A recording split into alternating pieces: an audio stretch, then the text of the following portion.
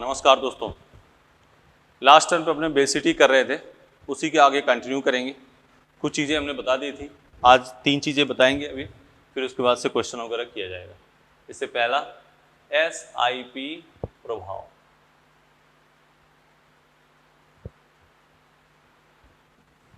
Steric inhibition of protonation. Hindi में लिख लेना, त्रिविम प्रतिबंधित प्रोटोनीकरण। त्रिविम प्रतिबंधित प्रोटोनीकरण, ठीक है। चलो, त्रिविम प्रतिबंधित प्रोटोनीकरण, यह है एनिलीन।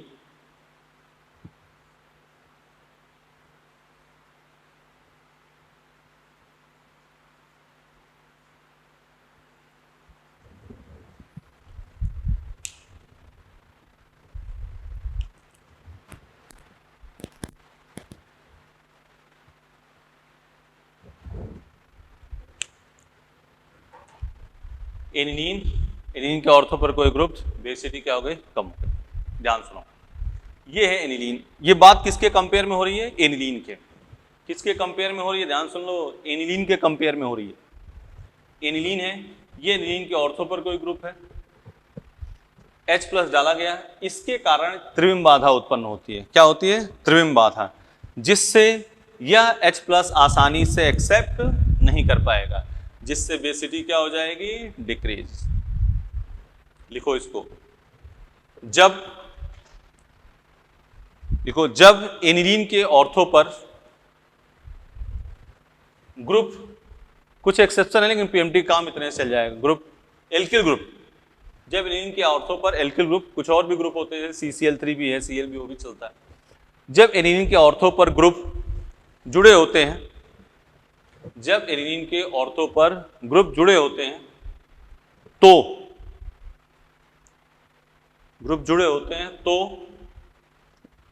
त्रिविम बाधा के कारण वह H+ आसानी से ग्रहण नहीं कर पाते। तो त्रिविम बाधा के कारण वह H+ आसानी से ग्रहण नहीं कर पाते हैं, जिससे बेसिटी कम हो जाती है, क्षारीयता कम हो जाती है। ब्रैकेट में लिख देना, एनिलीन की तुलना में इसे ही SIP प्रभाव कहते हैं।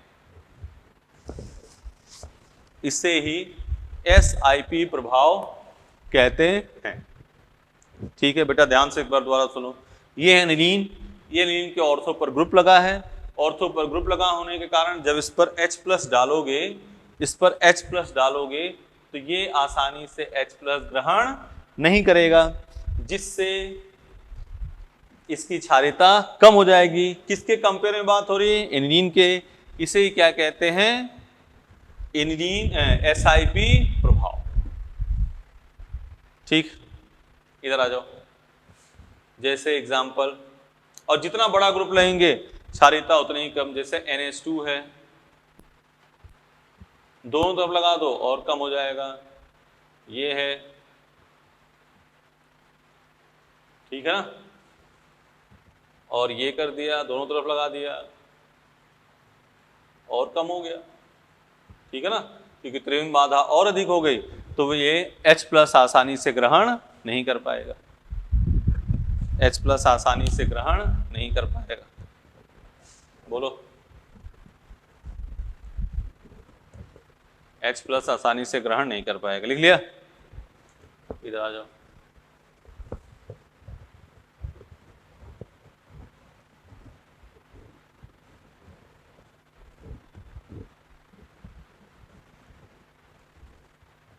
ठीक है, ये हो गया SIP प्रभाव। SIR,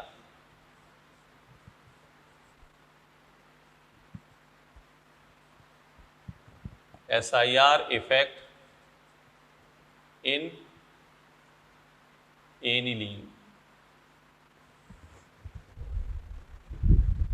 SIR effect in aniline, ठीक है। एनिलीन में, हाँ हिंदी में लिख लो, त्रिविम प्रतिबंधित अनुनाद। एनिलीन में इंग्लिश पे लिख दें steric inhibition of resonance. Steric inhibition of resonance. Aniline में, हाँ ऐसे लिखना पूरा, एनिलीन में त्रिविम प्रतिबंधित अनुनाद। एनिलीन में त्रिविम प्रतिबंधित अनुनाद। देखो इधर, ये है एनिलीन,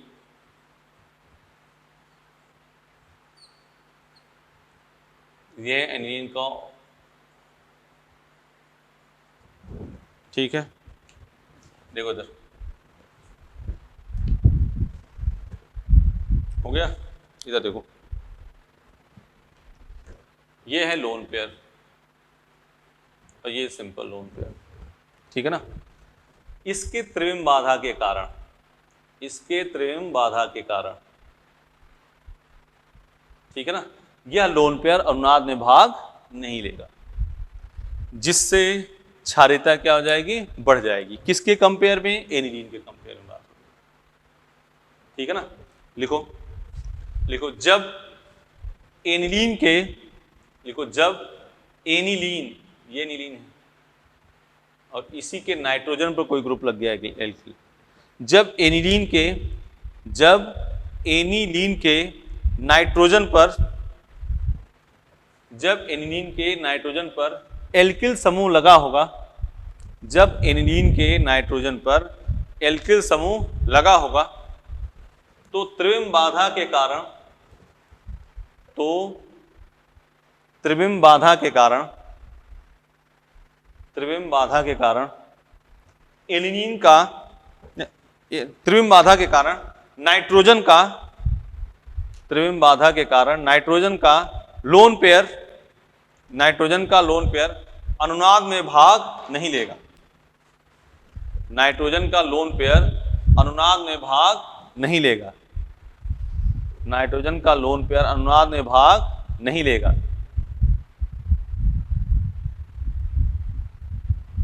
जिससे जिससे क्षारीयता बढ़ जाती है, जिससे क्षारीयता बढ़ जाती है।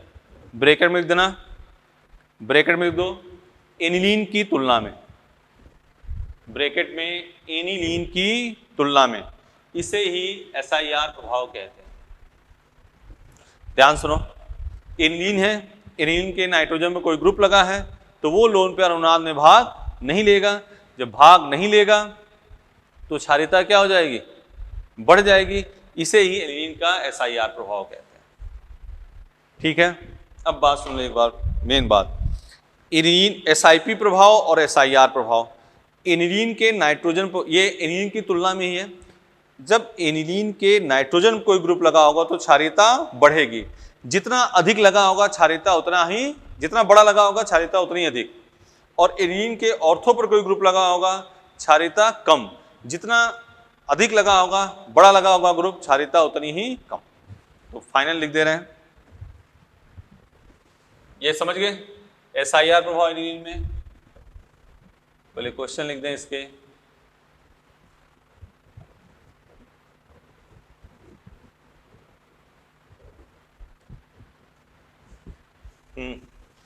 देखो इधर एनिलीन है, N है ग्रुप, CH3 बेसिसिटी ऑर्डर है, ये हम फाइनल लिख रहे हैं।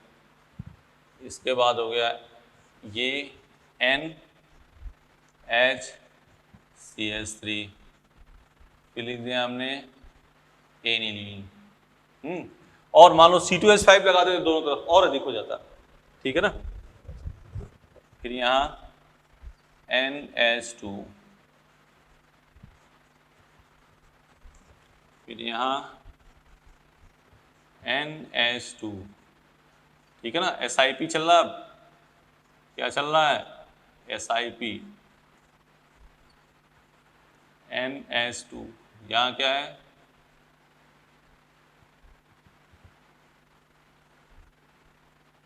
बोलो।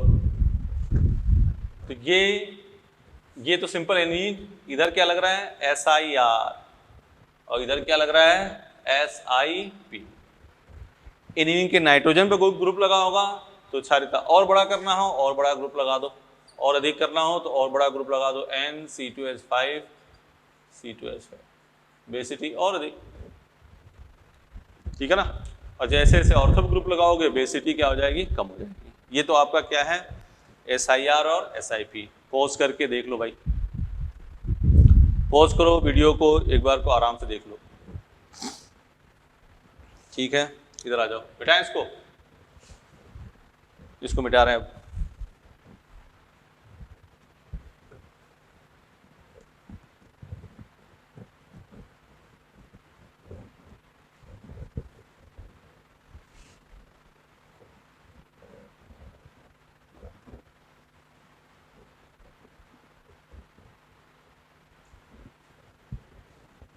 ठीक है, अब गोल्डन रूल, एक गोल्डन रूल लिखो, गोल्डन रूल।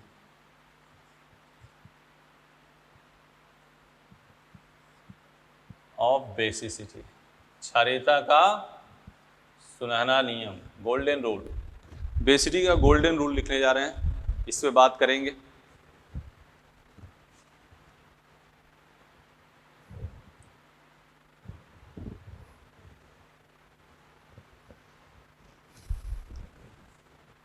एमिडीन नेचर में बहुत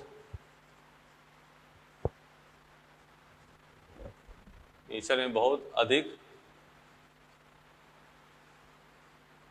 बेसिक है, क्योंकि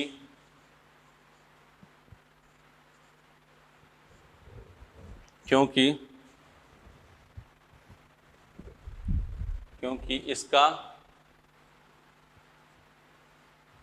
संयुग्मी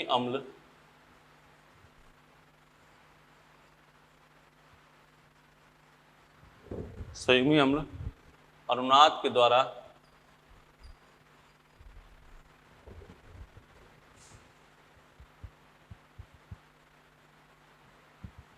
स्टेबल है,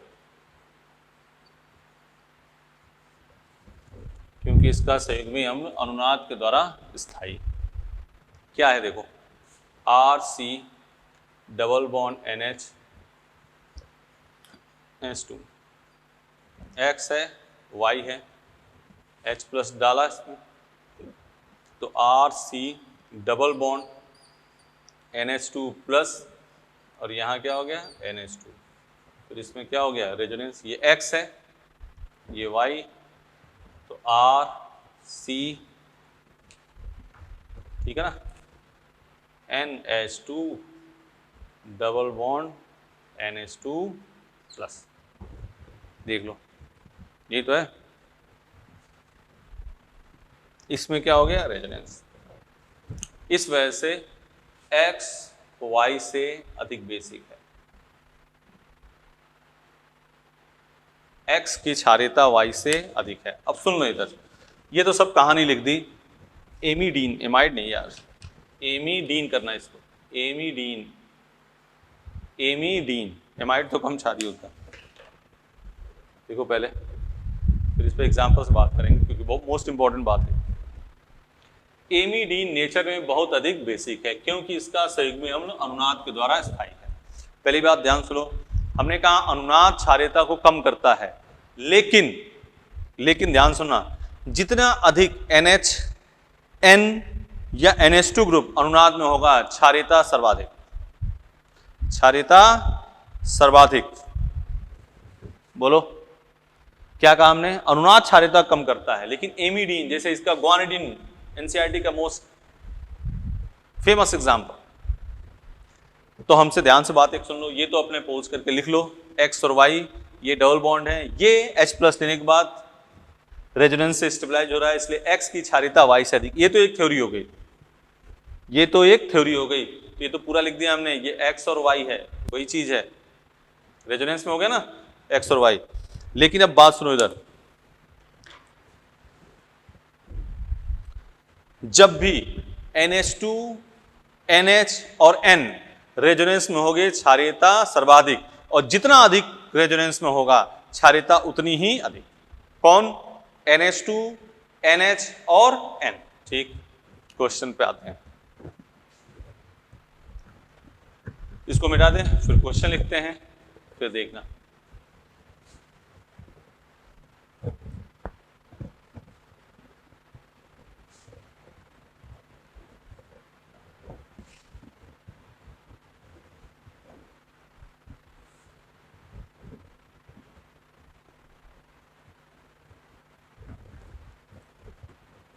क्वेश्चन देखो,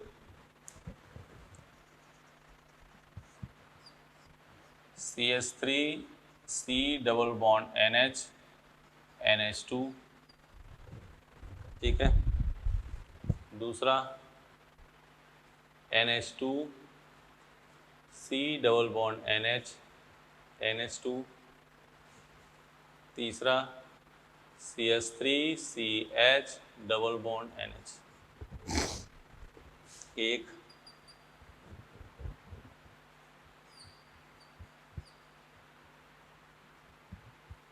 NH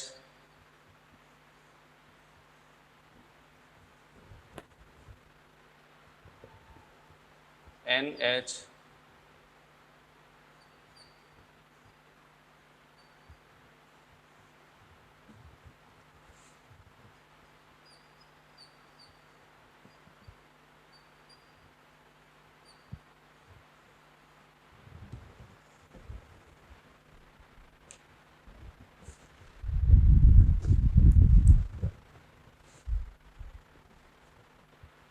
NH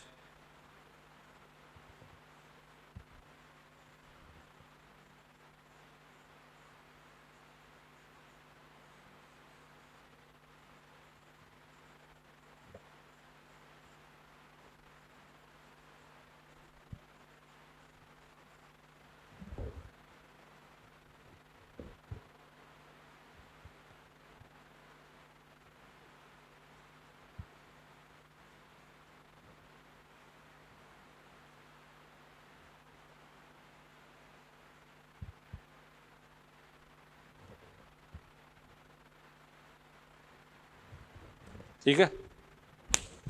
अब देखो इसमें सबसे अधिक क्षारीय, गोल्डन रूल की बात करें, सबसे अधिक क्षारीय कौन होगा?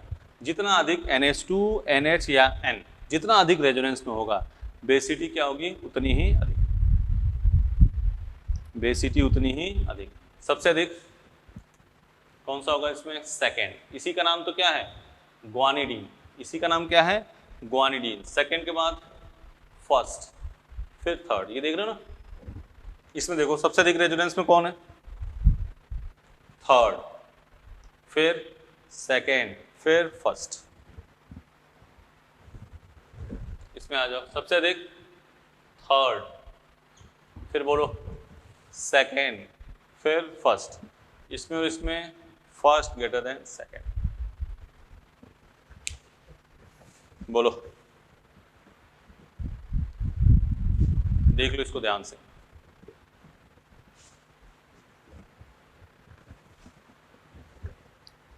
क्या कहा गया लास्ट में? Golden rule. Amidine, amidine nature में अधिक बेसिक है।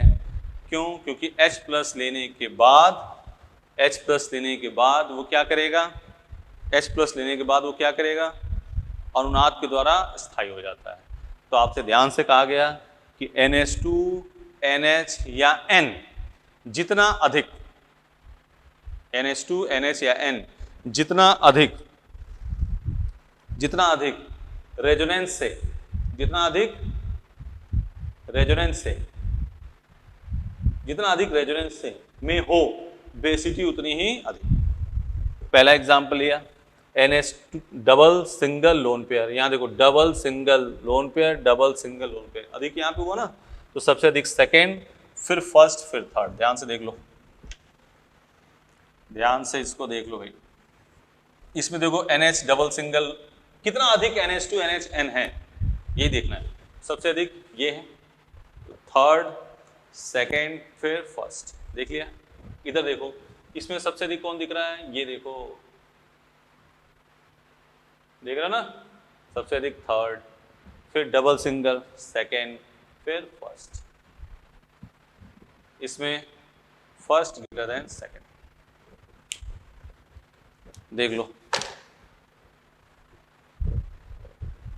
इसमें कोई चीज तो बेसिटी के मॉड्यूल क्वेश्चन कर लेंगे। अब मॉड्यूल के क्वेश्चन आप बेसिटी के जो भी करना हो करना शुरू कर देना, ठीक है ना। फिर आगे अपने इसी के आगे नई चीज़ बताई जाएगी, इसके क्वेश्चन करने हैं, फिर आगे अपना। चलो ठीक है, तो कुछ मॉड्यूल के क्वेश्चन कर लेते हैं, फिर आगे बात करते हैं। चलो पहले इसको नोट कर लो पूरा। बेसिटी के बाद अपने स्टार्ट कर रहे हैं रासायनिक बंध का विदलन, ठीक है ना। बेसिटी अपनी हो गई, उसके क्वेश्चन करने हैं, वो आपको एक एक्स्ट्रा सीरीज मॉड्यूल के सब क्वेश्चन अपने दे देंगे। रासायनिक बंध का विदलन, किसी यौगिक के सहसंयोजक बंध के टूटने को बंध का विखंडन कहते हैं, ठीक है। इसमें पहला आया समांस विदलन, दूसरा आया विस्मांस विदलन। समांस विदलन में क्या होगा, देखो ए बी, ये इलेक्ट्रॉन ले ले, ये एक इलेक्ट्रॉन ले ले, तो ए पे एक इलेक्ट्रॉन, बी पे एक इलेक्ट्रॉन। दोनों परमाणुओं की समान विद्युत ऋणता समांस के लिए उपयुक्त है, ये लाइन। और समांस विखंडन में क्या होगा, दोनों अपना एक एक इलेक्ट्रॉन ले लें, ये डिफिनीशन में आएगी। दोनों पर भिन्न विद्युत, देखना इधर, यदि ए की विद्युत ऋणता इलेक्ट्रोनिगेटिविटी बी से अधिक है, तो ए और बी टूटेगा, तो ए पे माइनस और बी पे क्या हो गया प्लस। यदि बी की विद्युत ऋणता अधिक होती तो बी पे क्या आता माइनस, ए पे क्या आता प्लस, देख लो, बी पे माइनस ए पे प्लस। इसके लिए शर्त क्या है, समांस विखंडन के अध्रुवीय विलायक होगा, हाई टेम्परेचर, यूवी लाइट और सनलाइट एटसेट्रा। इसके लिए ध्रुवीय विलायक, पेरोक्साइड की अनुपस्थिति, इसमें पेरोक्साइड की उपस्थिति, इसमें पेरोक्साइड की उपस्थिति, लो टेम्परेचर, यह विलयन अवस्था में पूर्ण होता है या गैस अवस्था में पूर्ण होता है। इसके फलस्वरूप एक उदासीन स्पीशीज बनती है जिसको क्या कहते हैं, मुक्त मूलक। ये हो गया मुक्त मूलक। इसमें क्या बनता है, कार्बोकैटायन और कार्बोनायन। ये तो हो गई थ्योरी, इसको पॉज करके थ्योरी लिख लो, ठीक है ना। समांस जिसमें दोनों एक एक इलेक्ट्रॉन ले ले, विस्मांस एक दोनों इलेक्ट्रॉन ले ले और एक इलेक्ट्रॉन से वंचित रह जाए, माइनस उस पे आएगा जिसकी विद्युत ऋणता अधिक होगी, ठीक है ना। एक लाइन लिख लो, इसमें एक लाइन लिख लो, समांस विदलन में विस्मांस विदलन की अपेक्षा, समांस विदलन में विस्मांस विदलन की अपेक्षा कम ऊर्जा की आवश्यकता होती है। समांस विदलन में विस्मांस विदलन की अपेक्षा कम ऊर्जा की आवश्यकता होती है। समांस विदलन में विस्मांस विदलन की अपेक्षा कम ऊर्जा की आवश्यकता होती है। समांस देख लिया, विस्मांस, अब इसको मिटाते हैं। समांस विदलन में विस्मांस विदलन की अपेक्षा कम ऊर्जा की आवश्यकता होती है।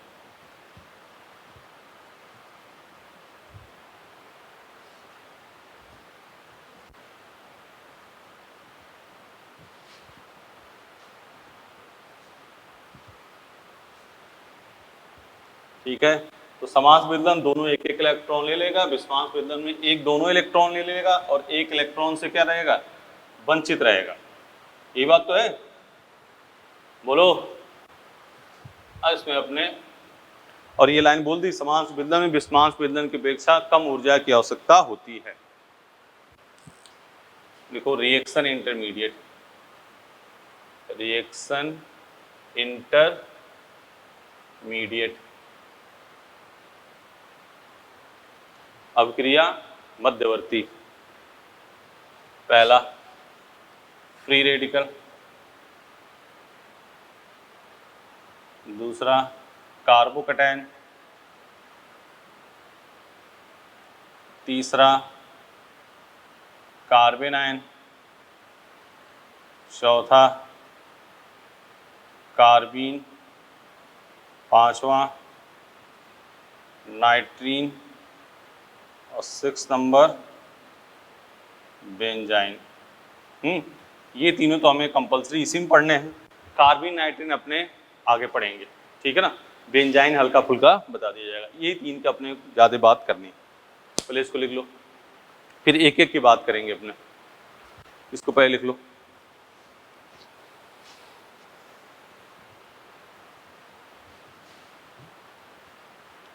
अभिक्रिया मध्यवर्ती फ्री रेडिकल, अभी इसकी हिंदी सबकी लिखेंगे। ये अभिक्रिया मध्यवर्ती,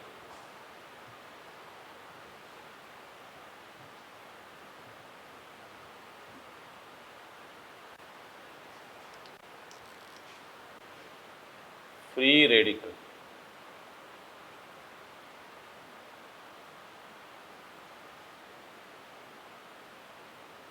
मुक्त मूलक। क्या होता है? ये हुआ, यही तो है मुक्त मूलक, ठीक है ना। इसके संयोजी कोष में वैलेंस शेल में कितने इलेक्ट्रॉन हैं? देखो इसके संयोजी कोष में 1 2 3 4 5 6 और 1 7। कितने इलेक्ट्रॉन हैं? 7। इसका हाइब्रिडेशन sp1p2 sp2। संरचना क्या होगी? समतलीय, ठीक है ना। 8 इलेक्ट्रॉन से कम हो या जनरली सामान्यतः धन आवेश है तो उसी क्या कहते हैं? इलेक्ट्रॉन श्रेणी, ठीक है ना। यह किससे प्राप्त हुआ है? समान से कि विषमान से? समान विदलन से। तो लिखो, इसमें लिखो, यह एक उदासीन स्पीसीज है, यह एक उदासीन स्पीसीज है जिसमें 3 बंध युग्म, यह एक उदासीन स्पीसीज है जिसमें 3 बंध युग्म और 1 अयुग्मित इलेक्ट्रॉन उपस्थित हैं। यह एक उदासीन स्पीसीज है जिसमें 3 बंध युग्म व 1 अयुग्मित इलेक्ट्रॉन उपस्थित है। यह एक उदासीन स्पीसीज है जिसमें 3 बंध युग्म व 1 अयुग्मित इलेक्ट्रॉन उपस्थित है। यह एक उदासीन स्पीसीज है जिसमें 3 बंध युग्म और 1 अयुग्मित इलेक्ट्रॉन उपस्थित है। हो गया, 3 बंध युग्म है और 1 क्या है? अयुग्मित इलेक्ट्रॉन उपस्थित है। ठीक, बोलो बेटा। अगला पॉइंट लिखो, इसके संयोजी कोष में 7 इलेक्ट्रॉन उपस्थित हैं। इसके संयोजी कोष में 7 इलेक्ट्रॉन उपस्थित हैं। यह इलेक्ट्रॉन न्यून स्पीसीज है। 7 इलेक्ट्रॉन होगा ना, 8 से कम होगा तो इलेक्ट्रॉन न्यून। यह इलेक्ट्रॉन न्यून स्पीसीज है, इसे इलेक्ट्रॉन स्नेही भी कहते हैं। यह इलेक्ट्रॉन न्यून स्पीसीज है, इसे इलेक्ट्रॉन स्नेही भी कहते हैं, ठीक है। बोलो, यह अनुचुंबकीय प्रवृत्ति का होता है। यह अनुचुंबकीय प्रवृत्ति का होता है। यह अनुचुंबकीय प्रवृत्ति का होता है। लिख लिया। इसके स्थायित्व की व्याख्या, इसके स्थायित्व की व्याख्या अनुनाद और अतिसंयुग्मन से करते हैं। इसके स्थायित्व की व्याख्या अनुनाद और अतिसंयुग्मन से करते हैं। ये मेन मूल काम आ गया।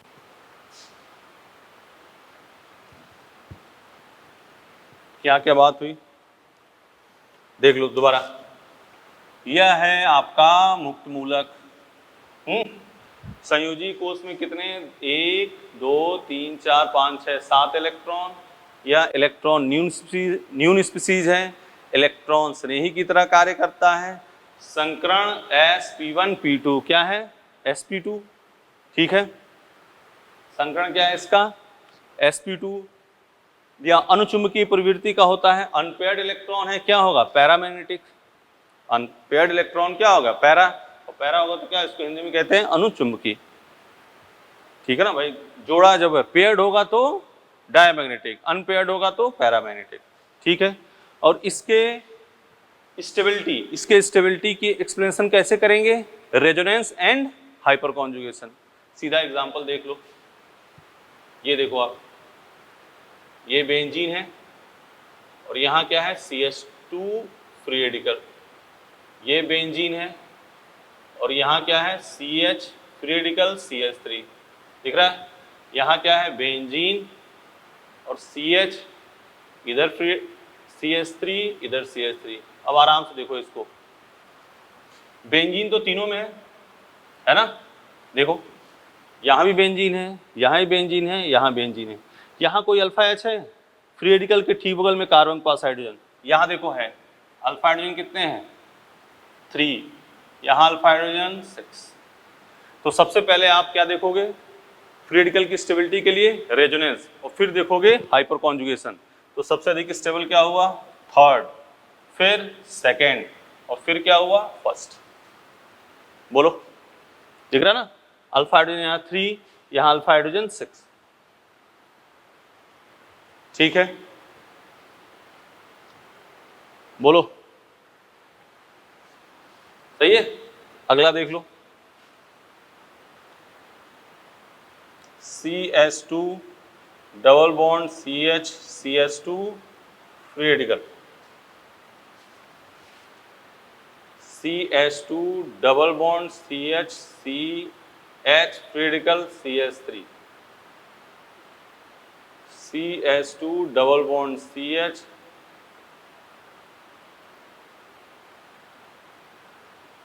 ये सबसे पहले आप क्या देखोगे, रेजोनेंस। तो रेजोनेंस इसमें भी है, इसमें भी है, इसमें भी है। अब क्या देखोगे, अल्फा H, इसमें अल्फा H कितने हैं, देखो 3, इसमें अल्फा H कितने हैं, 6, सबसे अधिक 3, 2, 1। रेजोनेंस, रेजोनेंस के बाद क्या देखोगे, हाइपर कॉन्जुगेशन।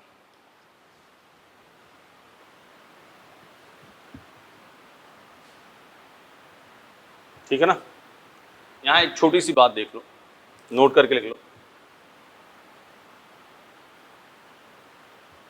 सिंपल रेजोनेंस, साधारण अनुनाद, सिंपल रेजोनेंस,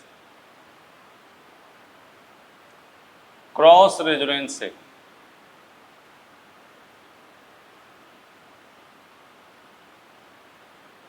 अधिक stable.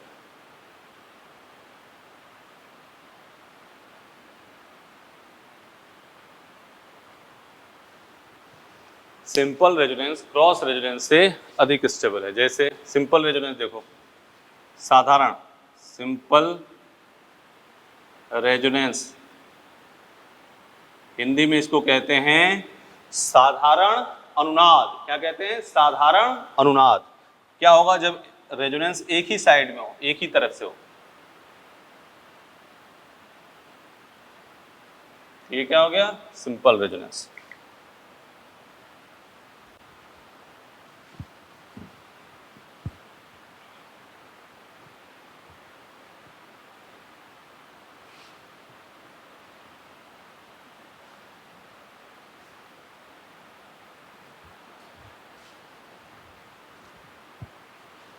Cross resonance, CROSS, cross resonance, ये है क्रॉस या ये है क्रॉस। ठीक है, जैसे एग्जांपल लेते हैं, जब रेजोनेटिंग, जब संयुग्मन, ध्यान सुनना, संयुग्मन सेम हो तब सिंपल है। जैसे ये है CH2 double bond CH CH free radical CH double bond CH2, एक ये देखो CH2 double bond CH CH double bond CH CH2 free radical, ये इधर, ये इधर, और ये ऐसे चलेगा। तो कौन सा सिंपल है रेजोनेंस, ऊपर वाला क्या है, क्रॉस रेजोनेंस CR, ये क्या है, क्रॉस रेजोनेंस, और ये क्या है, सिंपल रेजोनेंस। और संयुग्मन की स्थिति 1 2 3, 1 2 3, कौन अधिक स्टेबल होगा? Second greater than first, second greater than first. तो अपने मॉड्यूल में ही क्वेश्चन है इसलिए उसको उठा रहे हैं, बिठाएं इसको।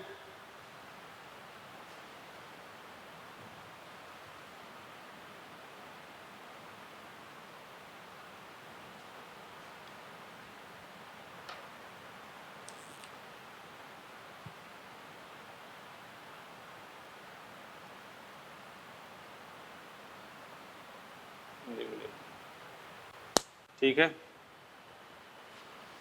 तो इधर देखो, यहां जो बात हुई, मॉड्यूल का क्वेश्चन है एक, मॉड्यूल का क्वेश्चन है, सिंपल सा है क्वेश्चन। हाँ, ये देखना, ये है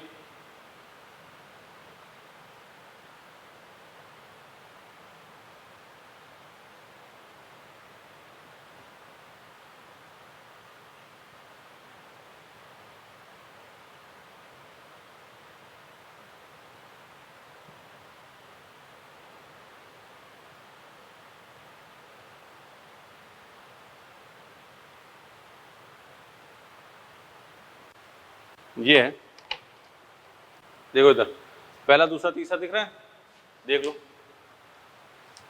इसमें तो देखो क्या है, double single double single double single मुक्त मूलक, क्या है? Simple resonance, simple resonance. इसमें क्या है? Cross resonance. यहां देखो फ्री रेडिकल, नो रेजोनेंस, क्या है? No resonance. सबसे अधिक स्टेबल फर्स्ट, सेकेंड, थर्ड। ये मॉड्यूल का क्वेश्चन है। हाँ, ये चीज जो सिंपल और क्रॉस की बात करी है वो पॉजिटिव चार्ज के साथ भी वैलिड है, उसमें भी एग्जांपल में इसको करेंगे। ये पहले देख लो। अब यहाँ 5-6 एग्जांपल इसके लिख देते हैं, आप इसके स्टेबिलिटी का ऑर्डर बता दो, बस फ्री रेडिकल का काम। इसमें थ्योरेटिकल बातें हैं वो बोल चुके हैं, संयोजी कोष में इतने इलेक्ट्रॉन, हाइब्रिडेशन, जब हाइब्रिडेशन sp2 होगा तो संरचना क्या होगी? समतली। चलो इस क्वेश्चन को लिख लो।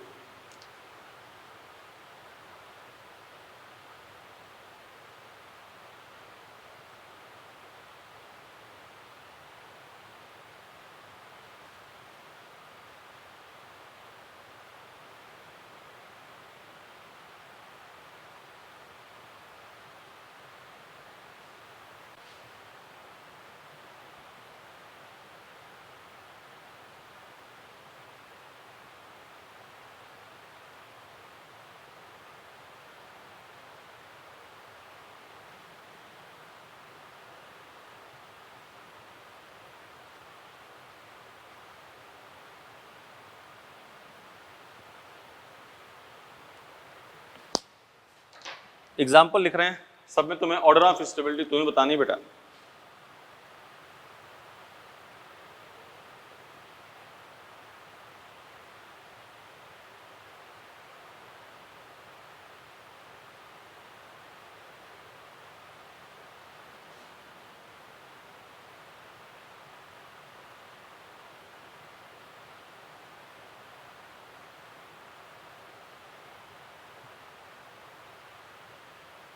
इनके सबके करो, खुद ही करो।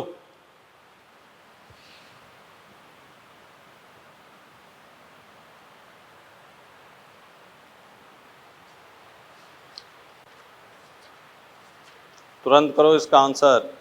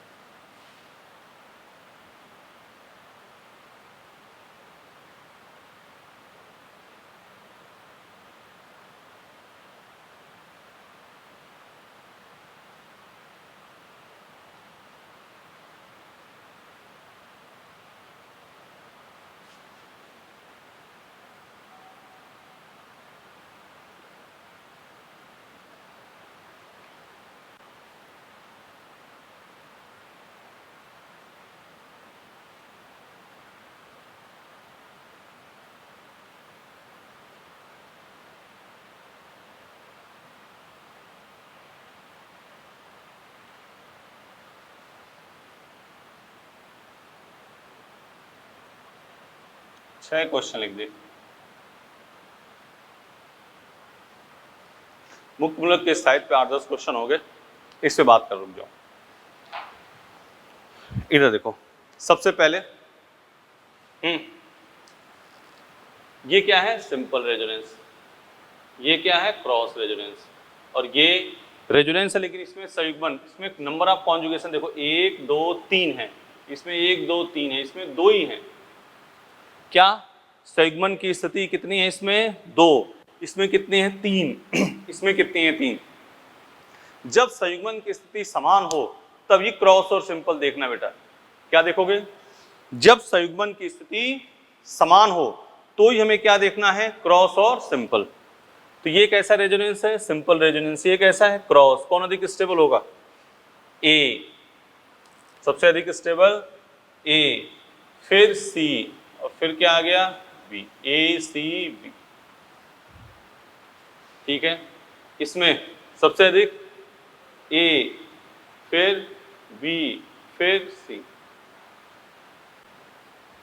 बोलो, इसमें देखो रेजोनेंस सबसे अधिक स्टेबल ए, फिर सी, फिर बी। ए सी बी। इसमें देखो सबसे अधिक रेजोनेंस किसमें है? ए में, फिर सी, फिर बी। इसमें बी। रेजोनेंस इन दोनों, इसमें तो रेजोनेंस ही नहीं है, इसमें तो क्या है? रेजोनेंस ही नहीं है, नो रेजोनेंस, तो सबसे कम। इन दोनों में रेजोनेंस, इसमें अल्फा एस 6, इसमें अल्फा एस 3, तो बी के बाद ए, फिर सी। इसमें देखो सबसे अधिक बी, फिर ए, फिर सी। बोलो, देख लो।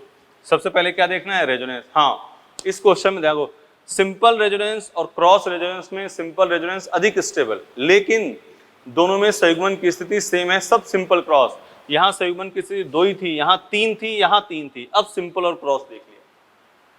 ठीक है, इसमें सिंपल रेजोनेंस, इसमें था रेजोनेंस, इसमें, लेकिन इसमें अल्फा एच 3 2 5, इसमें अल्फा एच कितने हैं?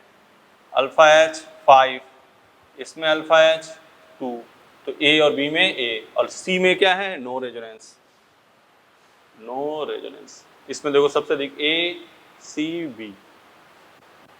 नोट कर लो।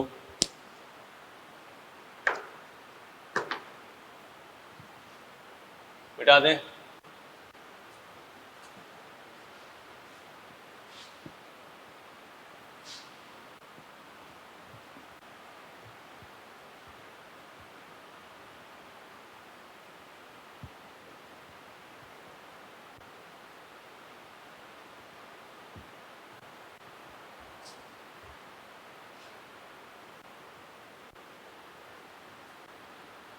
बोलो, ये कर लोगे? कर लोगे ना? मान लो चार्ट है ऐसे, आप एग्जांपल सबसे अधिक ये,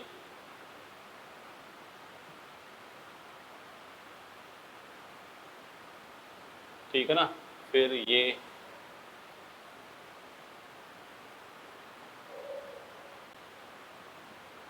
फिर ये, अभी लिख रहा था ना, फिर आगे देख लेते हैं ऑर्डर। फिर टर्सरी,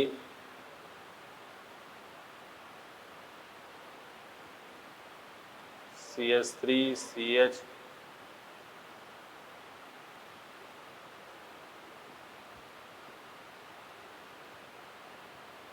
इतना नोट कर लो। रेजोनेंस देख रहे हो, हमने रेजोनेंस देखा, फिर अल्फा एस देखते हुए चले गए, लास्ट में ये आपको याद रखना है, CH3 free radical, CH2 vinyl.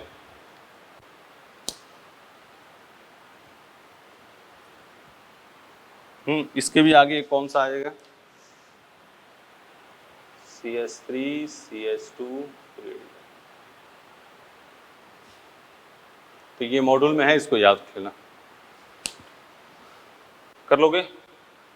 तो देखो बेटा, इधर फ्री रेडिकल के बारे में बात सुनो। फ्री रेडिकल में क्या क्या देखना है, कुछ लफड़ा नहीं है, सिंपल सा क्वेश्चन है। फ्री रेडिकल क्या होता है? 3 बंध हो और 1 अयुग्मित इलेक्ट्रॉन। ठीक है, इसका संकरण sp2, संरचना समतलीय, संयोजी कोष में 7 इलेक्ट्रॉन, 8 इलेक्ट्रॉन से कम होता तो इलेक्ट्रॉन न्यून स्पीसीज है, इसलिए इसको क्या कहेंगे, इलेक्ट्रॉन्स नहीं। अनपेयर्ड इलेक्ट्रॉन है, पैरामैग्नेटिक मतलब अनुचुंबकीय प्रवृत्ति का होता ही है।